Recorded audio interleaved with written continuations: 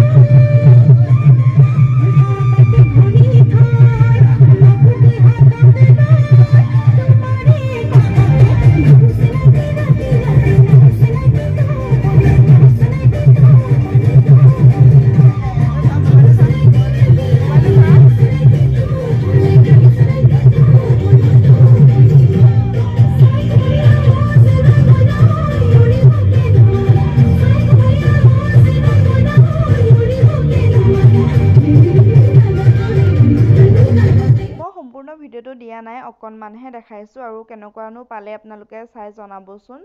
আৰু এইফালে দেখিছে নহয়, সিহঁতে ফটো উঠি আছে আৰু কিছুৰে ফটো মাৰি আছে। গোটেইকেইগৰাকীয়ে গ্ৰুপ ফটো মাৰিছে, তাৰপৰা আকৌ ছিংগলকৈ।